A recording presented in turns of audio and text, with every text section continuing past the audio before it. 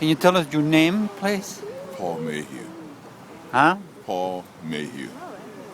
How are you? I'm fine. How are you? So, we are here because I'm here because I was invited to come down to say a couple words, and I'm supposed to look up for everybody who just came out couple here, there people. are signs right here by this pole if And anybody so needs some. I've come down So to feel free deliver a to little grab some. message and words of hope, and talk about some things that's in place already, and ask the president to do some things creatively on his level. what do you think about what happened in Ferguson, Missouri? I think what happened in Ferguson, well, it was sort of like a setup. So, the prosecutor's like a fox in the hen house. So when you put the fox in the hen house, you know the chickens are going to get ate. So he did a slick move, a slick political move, and said, "Hey, let me get the grand jury to do this." He sidestepped all the other legal processes and said, "Let's do the grand jury." And then when they got him on the grand jury, all the questions wasn't asked, according to what I'm listening to.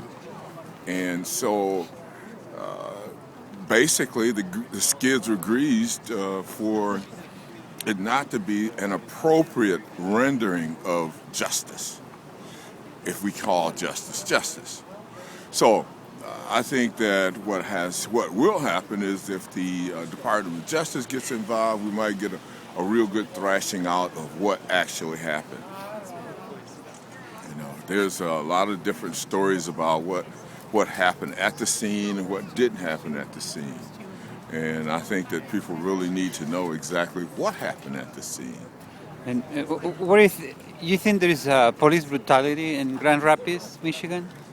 I think that there is excessive force that's used in all cities, including Grand Rapids, Michigan.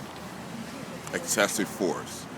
What can we do to fix this problem? Well, right now, in the city of Grand Rapids, we have a pretty decent system. We have a police chief's advisory committee that people need to use, and we have a civilian appeals board that people need to use. Most residents don't know that there is a civilian appeals board that review actions that happen between police and community. We have that. It already exists. People need to learn how to use it. To use it makes it powerful because you got civilian review over police actions. I think that's what needs to happen nationally. All right. I think President Obama needs to use his bully pulpit to do one of those, what they call them, let me get the right word out for you.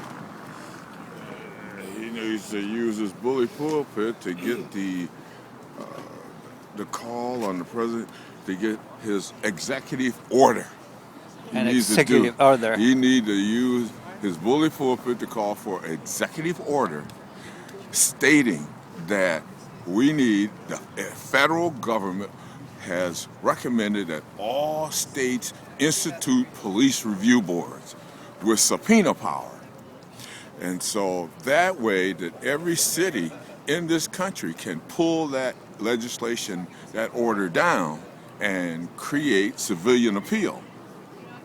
And civilian appeal, which helps to watch police behavior, and it also brings police and community together. Makes it a lot better.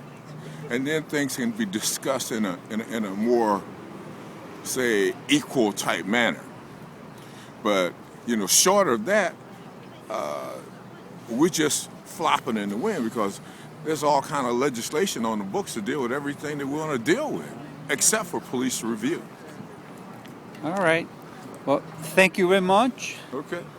This was Pablo Bello for GrandRapidsTiempoLatino.com. Thank you. Yeah.